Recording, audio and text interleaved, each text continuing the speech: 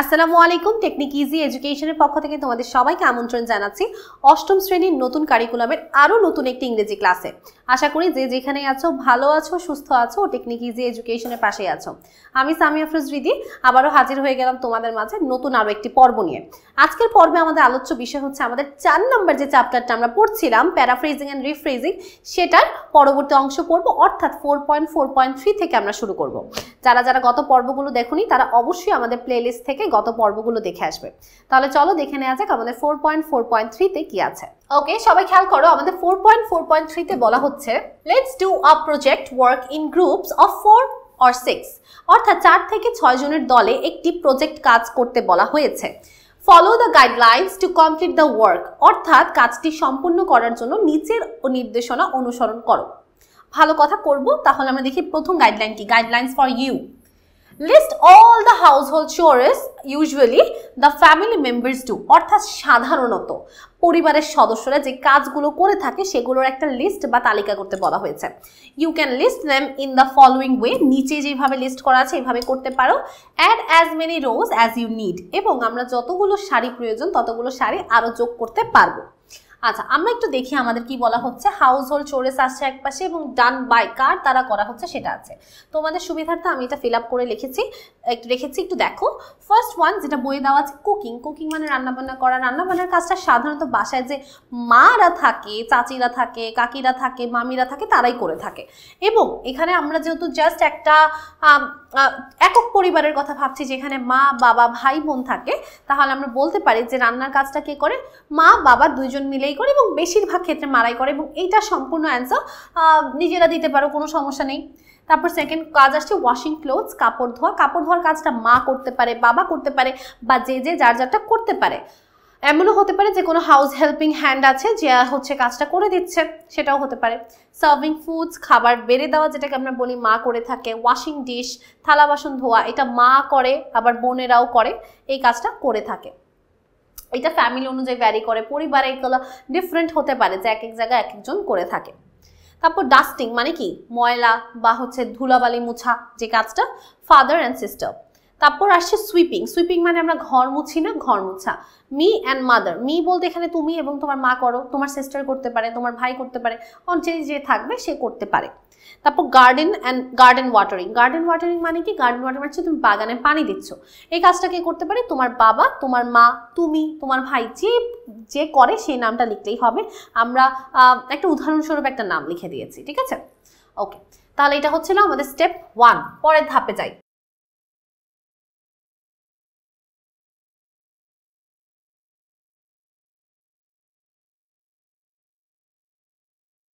Then তারপর every member of the group will make 3 grids and collect information using the grids from the friends. বলা হচ্ছে যে আমরা প্রত্যেকটা দলের সদস্য কি করব? একটা গ্রিড বানাবো। will make 3 grids and collect information using the grids from their friends, teachers or neighbors. Every member of the group will collect information from at least 3 families. অর্থাৎ এরকম ভাবে 3টা সারি বানাতে হবে, 3টা ছক বানাতে হবে। দেখো, গ্রিড মানে হচ্ছে বক্স বানাবা। তারপর তোমার বন্ধু, তোমার শিক্ষক, তোমার প্রতিবেশীদের থেকে ইনফরমেশন কালেক্ট করবা। ইনফরমেশন প্রত্যেকটা দলের সবাই আলাদা আলাদা কালেক্ট করার পর সবগুলো তথ্য কম্পাইল করবা। কম্পাইল মানে একত্রিত করবা। all the information you have collected from different families, এবং আমরা যে বিভিন্ন পরিবারের থেকে এই ইনফরমেশনগুলো কালেক্ট করব সেগুলো আমরা কি করব? একত্রিত। কারণ কি ইনফরমেশন কালেক্ট করব?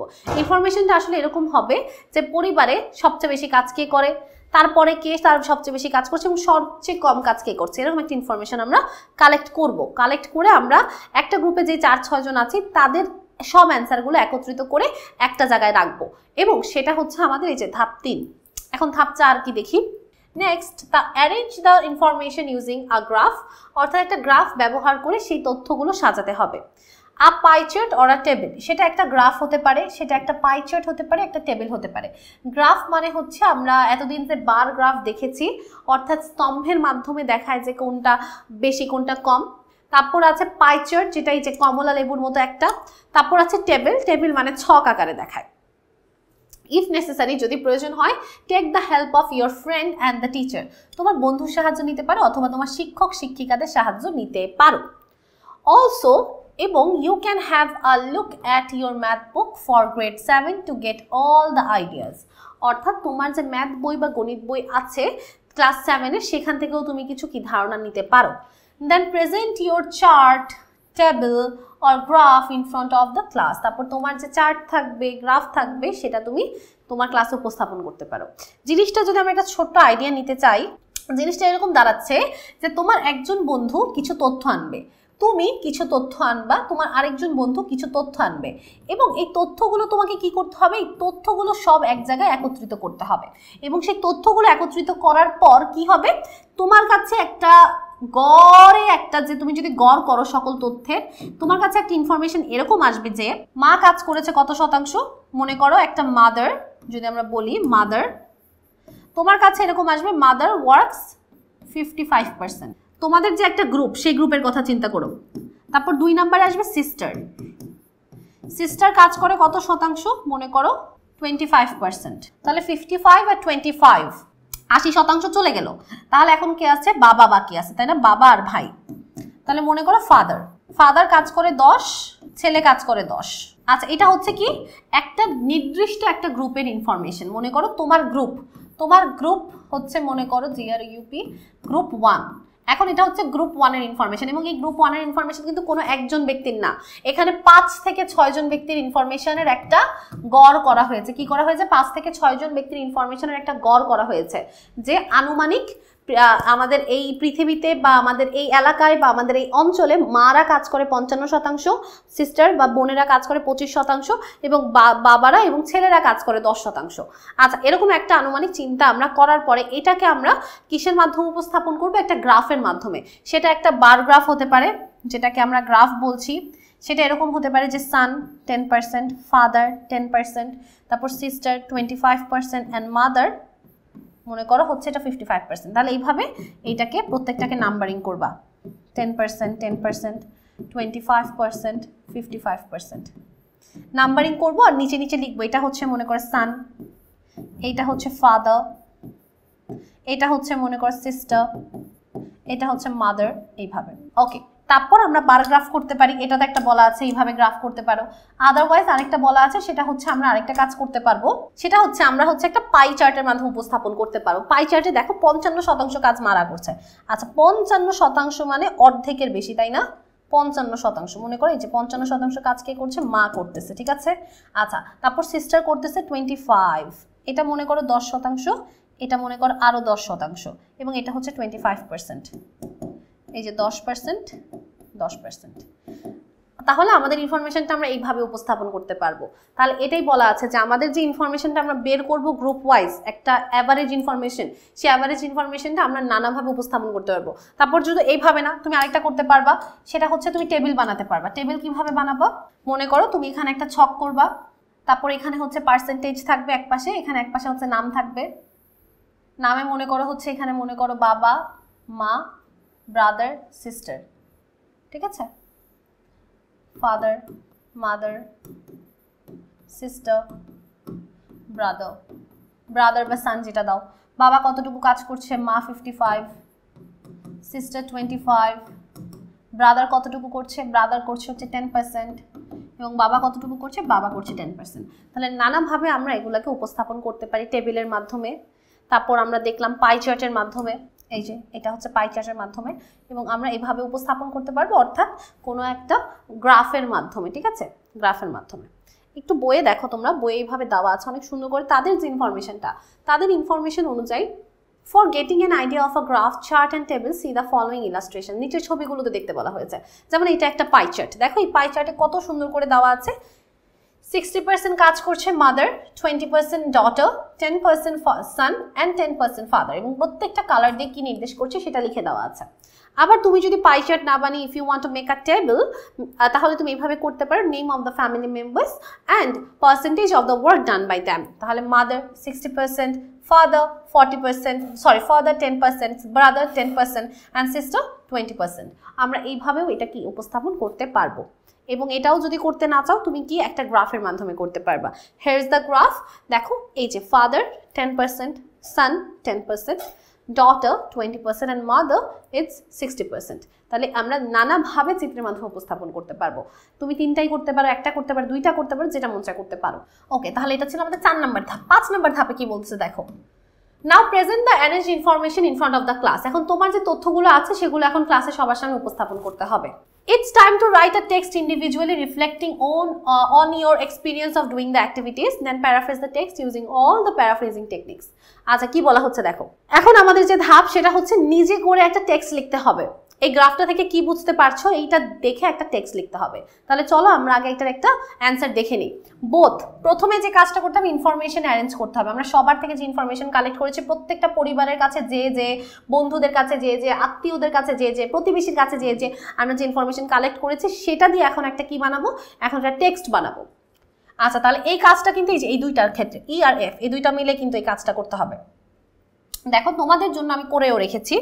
দেখো অ্যান্সারটা, দ্য অ্যাবাভ গ্রাফ, উপরে যে গ্রাফটা আছে ডেপিক্টস মানে হচ্ছে দেখানো বা দেখাচ্ছে, কি দেখাচ্ছে, দ্য হাউস হোল্ড চোরেস মানে হচ্ছে গৃহস্থালী কাজকর্ম, done by the family members, কার দ্বারা করা হয়েছে, পরিবারের সদস্য দ্বারা করা হয়েছে, সেইটার একটা গ্রাফ দেখানো হয়েছে।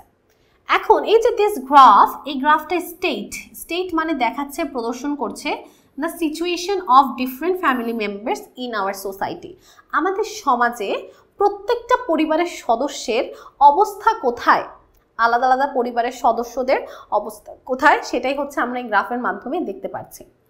It is clear from the graph that in every family, এই গ্রাফ থেকে এটা পরিষ্কার যে প্রত্যেকটা পরিবারে mothers, মায়েদেরকে have to work the most, যে সবচেয়ে বেশি কাজ কাদের করতে হয়, মায়েদেরকে সবচেয়ে বেশি কাজ করতে হয়। In a family, 60% of the work is done by mother, 60% কাজ কাকে করতে হচ্ছে, মাকে করতে হচ্ছে, which is more than a half, যেটা অর্ধেকের থেকেও বেশি। In the second place, দ্বিতীয় অবস্থানে আছে কারা, daughters, অর্থাৎ পরিবারের যে কন্যা বা মেয়ে সদস্য আছে তারা, or sisters বা বোনেরা আছে সে সেকেন্ড পজিশনে, help mothers a lot, অর্থাৎ মায়েদেরকে কি করছে, অনেক বেশি সহযোগিতা করছে। 1/5 of the work is done by sisters, ব্র্যাকেটে লেখা আছে 20%, 1/5 মানে কি 5/1। তো আমরা যদি 100% বলছি বা পার্সেন্টেজে গণনা করছি মানে 100কে যখন 5 দিয়ে ভাগ করবা কি আসে, 20 আসে। তাহলে 5/1 কাজ কারা করছে, মেয়েরা করতেছে, ঠিক আছে। তাহলে 5/1 কাজ, 1/5 of the work is done by the sisters, ব্র্যাকেটেও লিখে দিয়েছে 20%। At last, অবশেষে, father and son have the same percentage which is only 10%, অর্থাৎ ছেলে এবং পুত্র, বাবা এবং পুত্র কি করছে, একই শতাংশ কাজ করছে, একই পরিমাণ কাজ করছে, যেটা হচ্ছে মাত্র 10% কাজ। তাহলে একটা পরিবারের সবচেয়ে কম অবদান, একটা পরিবার মেনটেন করতে, একটা পরিবার সামলাতে সবচেয়ে কম অবদান কার, ছেলেদের, ঠিক আছে। আচ্ছা, এখন এই হচ্ছে আমাদের অ্যান্সার, যেটা হচ্ছে আমাদেরকে বলা হয়েছিল যে তুমি যেই তথ্যগুলো নিয়েছো, এই যে আমরা যেই তথ্য পেয়েছি সেখান থেকে তো এটাই দাঁড়াচ্ছে, তাই না, আমি যে কথাগুলো লিখেছি এটাই তো এখান থেকে বোঝা যাচ্ছে। ওকে, এখন পরের ধাপে কি করতে বলেছে একটু দেখি। দেন তারপর paraphrase the text using all the paraphrasing techniques. আচ্ছা, আমাদের প্যারাফ্রেজিং এর টেকনিক কয়টা, 3টা। তারপরে খেয়াল করো, তারপরে বলছে প্যারাফ্রেজ করতে হয়। প্যারাফ্রেজ করার টেকনিক কয়টা, 3টা। নাম্বার 1 আমরা সিনোনিম ব্যবহার করতে পারি, নাম্বার 2 আমরা সেন্টেন্সের স্ট্রাকচার চেঞ্জ করতে পারি, নাম্বার 3 কোনো শব্দ অ্যাড করার মাধ্যমে বা কোনো শব্দ রিমুভ করার মাধ্যমে, অর্থাৎ কোনো শব্দ যোগ করব বা কোনো শব্দ বিয়োগ করব, যে কোনো মাধ্যমে আমরা এই কাজটা করতে পারবো। এখন তাহলে চলো আমরা একটু এটা প্যারাফ্রেজিং করি। প্যারাফ্রেজিং করার 3টা ধাপ আমরা অনুসরণ করব। ফার্স্ট ওয়ান, সিনোনিম ইউজ করব। সিনোনিম ব্যবহার করে আমরা পরিবর্তন করব। এখানে লেখাই আছে, আমরা সিনোনিম মানে হচ্ছে সমার্থক শব্দ, আমরা কিছু সমার্থক শব্দ ব্যবহার করে পরিবর্তন করব। যেমন দ্য গ্রাফ ইলাস্ট্রেট শব্দটা কোথা থেকে এসেছে দেখো, আমরা এখানে একটা শব্দ ব্যবহার করেছিলাম ডেপিক্ট মানে দেখানো, আর ইলাস্ট্রেট মানেও কি দেখানো। তাহলে গ্রাফ দেখাচ্ছে দ্য হাউস হোল্ড, আমাদের এখানে লেখা ছিল চোরেস মানে কি কর্ম বা গৃহস্থালীর কাজ, আর ওয়ার্ক মানে তো কাজ আগে থেকে আমরা জানি, done by the family members. This graph depict, দেখো এই ডেপিক্ট শব্দটা কোথা থেকে আসলো, এখানে একটা শব্দ লিখেছিল স্টেট মানে দেখানো, এই ডেপিক্ট মানেও দেখানো, তাহলে আমরা স্টেটের জায়গায় ডেপিক্ট শব্দটা ব্যবহার করতে পারি।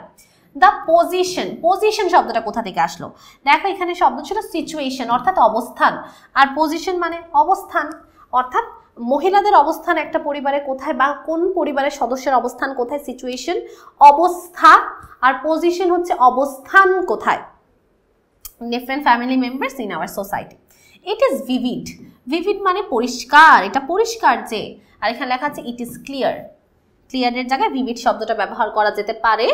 In every family, mothers have to work the most in a family. 60% of the work is done by mother. That is more than a half. আচ্ছা, দ্যাট শব্দটা ব্যবহার করা হয়েছে একটা লিঙ্কার হিসেবে, যেখানে আমাদের এখানে আছে রিফ্লেক্টিভ প্রোনাউন উইচ, এটা হচ্ছে একটা লিঙ্কার হিসেবে কাজ করেছিল। এখানে উইচের জায়গায় আমরা দ্যাট বসিয়েছি। In second position, girls or sisters helps mother a lot. এখানে দেখো আমাদের এখানে সেকেন্ড পজিশনের জায়গায় লেখা আছে ইন সেকেন্ড প্লেস, মানে দ্বিতীয় অবস্থায়। আমরা কি লিখেছি? দ্বিতীয় পজিশনে। ডটার্স মানে কন্যারা, কন্যাদেরকে তো আমরা মেয়ে বলি, কন্যা মেয়ে। তাহলে মেয়েদেরকে কি করতে হয় বা বোনদেরকে কি করতে হয়? মাদেরকে অনেক বেশি সাহায্য করতে হয়। তারপর এখানে লেখা আছে 1/5 of the work is done by sisters. আমি এখানে লিখেছি 1/5 অফ দ্য চোরেস, অর্থাৎ ওয়ার্কের জায়গায় চোরেস লিখেছি, চোরেসের জায়গায় ওয়ার্ক লিখেছি, সিনোনিম ব্যবহার করেছি। অ্যাট লাস্ট, অবশেষে father and son have the equal percentage. Equal আসলো কোথা থেকে? সেম মানে সমান, ইকুয়াল মানে সমান। which is just 10%, জাস্ট মানে মাত্র 10%, আর only মানেও কি? মাত্র। তাহলে আমরা এইভাবে কি করতে পারি? সমার্থক শব্দ ব্যবহার করে আমরা প্যারাফ্রেজিং করতে পারি। কতগুলো প্র্যাকটিস সেশনের মাধ্যমে কিন্তু আমরা আশা করি এতক্ষণে অনেকটা দক্ষ হয়ে যাওয়ার কথা। ওকে, এখন আসছে আমাদের changing sentence structure and adding or removing words. আচ্ছা, তিনটা ধাপ আমি বলেছি, সিনোনিম ব্যবহার করে করেছি। Changing structure, adding or removing words, এই কাজটা আমি পার্সোনালি একসাথে করতে পছন্দ করি, আলাদা আলাদা দুইটা ধাপে না করে। তোমরা চাইলে দুইটা ধাপেও করতে পারো, বাট আই ফিল যখন এই দুইটা কাজ একই ধাপে করা হয়, it can save our time, তাহলে আমাদের সময়টা একটু বেঁচে যাবে। আমরা দেখে ফেলি। দেখো, সেন্টেন্স স্ট্রাকচার চেঞ্জ করব এবং শব্দ যোগ করব, বিয়োগ করব। আমি জাস্ট এটা একটু পড়ে দিচ্ছি, তোমরা আগের যে অ্যান্সারটা আছে সেটার সাথে মিলালে নিজেরাই বুঝতে পারবে। দ্য গ্রাফ শোজ, এই যে শব্দটা চেঞ্জ করা হয়েছে। হাউ মাচ, এই যে স্ট্রাকচারটাই চেঞ্জ করা হয়েছে। How much each family member spends time on home duties. Home duties, household চোরেসের জায়গায় হোম ডিউটিস চলে এসেছে। তারপর স্পেন্ডস টাইম, এই ওয়ার্ডটা তো ছিলই না, আমরা একদম নতুন শব্দ অ্যাড করেছি। This graph states the situation of our society, আমাদের সমাজের অবস্থাকে দেখাচ্ছে। The graph illustrates that our mother in every family have to work greater than the combined work of other family members.